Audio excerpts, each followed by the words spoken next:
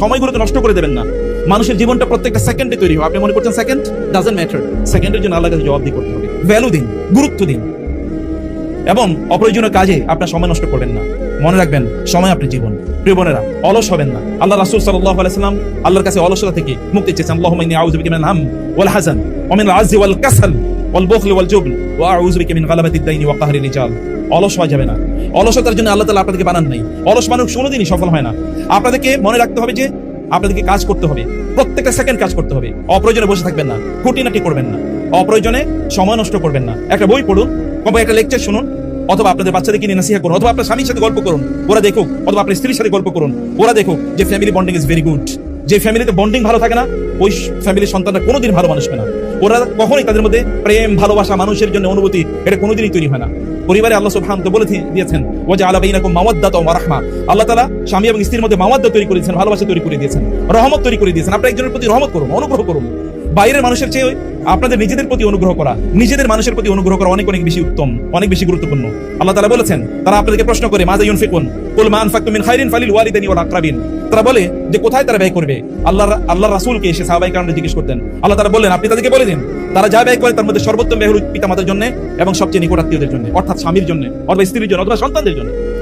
আপনারা এই কথা বলবেন না মুখে যে আপনাদের সন্তানের জন্য আপনারা কাজ করছেন, আপনারা দেখিয়ে দিন যে ওদের জন্য আপনারা কাজ করছেন। এবং এটা দেখাতে হয় স্বামী স্ত্রী যখন বসে একসাথে পরিকল্পনা করে, যখন একসাথে কথা বলে, যখন বন্ডিংটা অনেক ভালো থাকে, যখন তারা একসাথে তাহাজ্জুদের নামাজ আদায় করে। রাসূল সাল্লাল্লাহু আলাইহি ওয়াসাল্লাম কি কথা বলেন নাই, রাহিমাল্লাহু রাজুলান রাহিমাল্লাহু ইমরাআতান।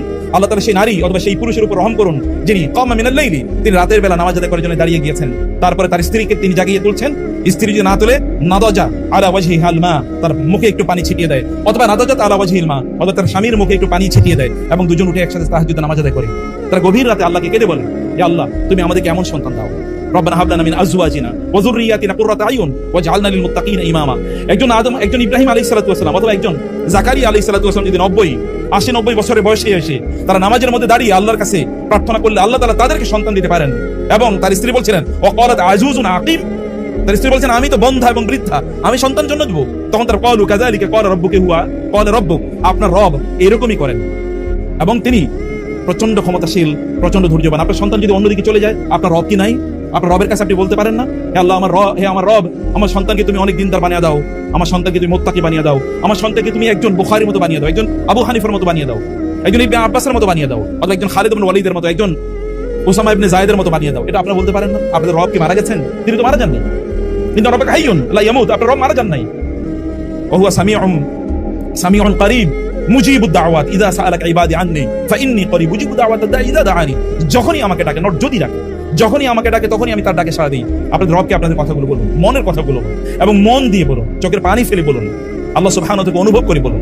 এবং আপনাদের সন্তানকে নিয়ে অনেক বড় স্বপ্ন দেখুন, ঈগলের মতো হয়ে যান, এবং আপনারা নিজেরা আল্লাহওয়ালা হয়ে যান, সন্তানকে আল্লাহওয়ালা বানান। মনে রাখবেন, ওদেরকে আল্লাহ সুবহানাহু ওয়া তাআলা রিজিক দিয়ে সৃষ্টি করেছেন। বরং রাসূল সাল্লাল্লাহু আলাইহি ওয়াসাল্লাম বলেছেন, ইন্নাকুম তুরযাকুনা ওয়া তুনসারুনা বিদুআফাইকুম, তোমাদের সন্তানদের কারণে আল্লাহ তাআলা তোমাদের রিজিক বাড়িয়ে দেন, তোমাদের স্ত্রীদের কারণে আল্লাহ তাআলা তোমাদের রিজিককে বাড়িয়ে দেন। আন-নিসাউ ইয়াতিনা বিল খায়র, রাসূল সাল্লাল্লাহু আলাইহি ওয়াসাল্লাম বলেছেন, নারীরা রিজিক নিয়ে আসে। অতএব পুরুষরা মনে করার কোনো কারণ নেই আপনি সারাদিন দৌড়াদৌড়ি করছেন এবং আপনার রিজিক বাড়ছে আপনার দৌড়াদৌড়ির কারণে না, আপনার সন্তানদের কারণে। সন্তানদেরকে রিজিকের কোটা দিয়েন না, তোমার জন্য আমি সারাদিন কাজ করি, আপনার কাজ করারই দায়িত্ব, আপনি কাজই করবেন, আপনি দৌড়াবেন। কিন্তু ওদেরকে বলুন, আমি তোমাদেরকে ভালো মানুষ হিসেবে দেখতে চাই, আমি তোমাদেরকে আল্লাহওয়ালা হিসেবে দেখতে চাই, আল্লাহর বান্দা হিসেবে দেখতে চাই। এই কথা তাদেরকে বলুন, আল্লাহর কথা তাদেরকে বলুন, আল্লাহর ভালোবাসা ওদের অন্তরে তৈরি করে দিন। ওদেরকে আল্লাহর ভয় দেখাবেন না, আল্লাহ ওদেরকে জাহান্নাম দেবেন এই করেন না। আল্লাহ তো জাহান্নামের জন্য তৈরি করেন নাই, জান্নাতের জন্য তৈরি করছেন। ওদেরকে জান্নাতের স্বপ্ন দেখাতে হবে, ওদেরকে জান্নাতি মানুষ বানাতে হবে। এবং এটা বানানোর জন্য এগেইন আমি বলছি যে আপনাদেরকে রোল মডেল হতে হবে। অলসতার সময়, আবারও বলছি প্রিয় বোনেরা, অলসতার সময় কাটাবেন না। গসিপিং করে বোনের সাথে, ভাবির সাথে, আপার সাথে, খালার সাথে, অথবা অমুক বান্ধবীর সাথে ঘন্টার পর ঘন্টা আলোচনা করতেন কেন? আপনার সন্তান নাই, তার সাথে আপনি গল্প করতে পারেন না? একটা গল্পের বই নিয়ে তার সাথে কথা বলতে পারেন না? কোরআনের অনুবাদ তাকে শোনাতে পারেন না? দুইটা হাদিস তাকে শোনাতে পারেন না? রাসূলের জীবনী তার সাথে কথা বলতে পারেন না? একটা বই তার সাথে বলুন, তাকে বলুন, আমি এটা বুঝেছি, তুমি কি বুঝেছো বলো। একটা আয়াত পড়ে তাকে বলুন, আমি আয়াতের অর্থ এটা বুঝেছি, তুমি কি বুঝেছো বলো। তার মধ্যে ম্যাচুরিটি তৈরি করতে হয়। কেবলমাত্র স্কুলে কাজ করবে না, প্রতিষ্ঠানে যতটুকু সময় থাকে তার চেয়ে অনেক বেশি সময় আপনাদের সাথে থাকে। প্রতিষ্ঠান কেবলমাত্র গাইডেন্স তাদেরকে প্রদান করে, গাইডলাইন তাদেরকে প্রদান করে। এই গাইডলাইন অনুসারে আপনাদেরকে পরিচালনা করা, বাসায় পরিচালনা করা, এ দায়িত্ব আপনাদেরকে। সময়গুলো ভাগ করে নেন, কখন ঘুমাবেন তা ঠিক করুন, কখন তাদেরকে সময় দেবেন তা ঠিক করুন। স্বামীরা যখন বাসায় আসবেন তখন মোবাইলগুলো বন্ধ রাখুন। আমি ব্যক্তিগতভাবে মোবাইল অনেক দূরে রাখি এখন, কারণ আমি বুঝেছি মোবাইল আমার জীবনকে শেষ করে দিচ্ছে। যদি আমাদের অবস্থা এরকম হয় তাহলে আপনাদের অবস্থা কেমন হতে পারে? আপনারা, আমি বলছি না যে আমার চেয়ে বা আমাদের চেয়ে আপনারা খারাপ, এটা না, আমাদের চেয়ে আপনারা অনেক ভালো। কিন্তু আপনাদেরকে বুঝতে হবে যে আমাদের জীবন দিয়ে আমরা যেটা বুঝেছি সেটা আপনাদেরকে বলে যাই। মোবাইলগুলো ধরে রাখুন, বন্ধ করে রাখুন, প্রয়োজন নাই তো আপনার। আমাদের বাবা মার তো মোবাইল ছিল না, দাদাদের মোবাইল ছিল, তারা কি চলে না? তারা কি বিশ্ব শাসন করেনি? করেছে। অথবা দূরে রাখুন, আপনার স্ত্রীর সাথে গল্প করুন, আপনার সন্তানদেরকে নিয়ে বসুন, ওদের জিজ্ঞেস করুন প্রতিদিন ওরা কি করেছে, স্কুলে কি পড়েছে, এবং বাসায় গিয়ে তারা কি করেছে, বন্ধুদের সাথে কি কথা বলেছে, এটা তাদের কাছে জিজ্ঞেস করুন। ওরা যেন আপনাকে সবচেয়ে ভালো বন্ধু হিসেবে পায়। ইউসুফ আলাইহিস সালাম তার বাবার কাছে গিয়ে স্বপ্ন বলেছে, আপনার বাচ্চারা কার কাছে বলে? বন্ধুদের কাছে বলে, তাহলে ইট ইজ ইউর ফেলিওর। বান্ধবীদের কাছে বলে, তাহলে ইট ইজ ইউর ফেলিওর। তারা কেন আপনাদেরকে কনফিডেন্স নিতে পারছে না? কেন তারা মনে করছে না যে আমার মার কাছে আমার কথাগুলো বলতে পারি, আমার বাবার কাছে আমার কথাগুলো বলতে পারি? কেন তারা এই কথা বলতে পারছে না? নিশ্চয়ই এটা একটা বড় সমস্যা, আমাদের সংকট, আমাদের। আমরা ওদেরকে সময় দিচ্ছি না, ওরা বোঝে না। এবং এই কারণে আপনি বৃদ্ধবেলায় কাঁদতে পারবেন না যে আমার সন্তান আমাকে সময় দেয় না, কারণ ওরা শেখে না যে ওদেরকে সময় দিতে হয়। ওরা দেখে না যে পিতামাতা তাদেরকে সময় দিয়েছে, এই কারণে তারা বুঝে না সময় দিতে হয়। আপনাদের আত্মীয় স্বজনের সাথে ভালো সম্পর্ক রাখুন যদি বারাকা পেতে চান। ওরা দেখুক আপনার মার সাথে আপনি কত চমৎকার করে কথা বলেন, ওরা দেখুক আপনার বাবার সাথে আপনি কিভাবে কথা বলেন, ওরা দেখুক আপনার রিলেটিভদের সাথে কিভাবে কথা বলেন। এটা ওরা দেখুক এবং দেখে ওরা শিখুক, ওরা জানুক। রাসূলুল্লাহ সাল্লাল্লাহু আলাইহি ওয়াসাল্লাম বলেছেন, সে মার উপর আল্লাহ রহম করুন, যে বাবার উপর আল্লাহ রহম করুন, যিনি তার সন্তানকে শিখিয়েছেন বাবা মার প্রতি কেমন আচরণ করতে হয়।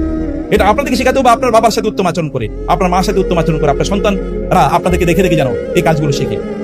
আপনাদের ঘরটাকে এটা আল্লাহর জন্য এবং একটা মুত্তাকির ঘর বানিয়ে নেন। আপনাদের ঘরটা যেন কাফের মুশরিকের ঘরের মতো না হয়ে যায়। কেবল ঘরে কতগুলো লিভিং রুম আছে, সার্ভেন্টস রুম আছে, অথবা সেখানে কি একটা ওই যে ড্রয়িং রুম আছে, এর বাইরে কোনো কিছু নাই। সেখানে প্রেয়ার রুম কোথায়? সেখানে ইসলামিক রুম কোথায়? যেখানে গেলে ইসলামের অনুভূতি তৈরি হবে। আপনার ঘরে গেলেই যেন বোঝা যায় না এটা একজন দিনদার আল্লাহওয়ালা মুত্তাকি মানুষের ঘর, এটা যেন বোঝা যায়। এ কারণে সেখানে দিনই আলোচনা হোক। আলেমদেরকে বাসায় ডাকুন, ওস্তাদদেরকে, স্কুলের ওস্তাদদেরকে, টিচারদেরকে এবং এখানকার যারা দায়িত্বশীল তাদেরকে বাসায় ডাকুন। ভালো মানুষরা আপনাদের বাসায় যাক। ভালো মানুষের পদের পায়ের চিহ্নের বারাকাও আছে, তাদের বারাকাগুলো আপনাদের শরীরে, আপনাদের ঘরের মধ্যে পড়ুক। কেবলমাত্র ঘরগুলো যেন আমাদের রাতে ঘুমানোর জায়গায় পরিণত না হয়, এটা যেন একটা হোটেলের মতো না হয়ে যায় যে আমি হোটেলে যেমন যাই, খাই এবং ঘুমাই। ব্যাপারটা যেন এরকম না হয়। আল্লাহ সুবহানাহু ওয়া তাআলা আমাদেরকে বলেছেন যে তোমাদের ঘর বাড়িগুলোকে তোমরা সাকানা বানাও, সাকান, এবং কেবলা বানাও। বনি ইসরাঈলকে বলেছেন তোমাদের ঘরগুলোকে তোমরা ওয়াজআলু বুয়ুতাকুম কিবলা, তোমাদের ঘরগুলো কিবলা বানাও। আল্লাহ তাআলা বলেছেন আমি তোমাদের ঘরগুলো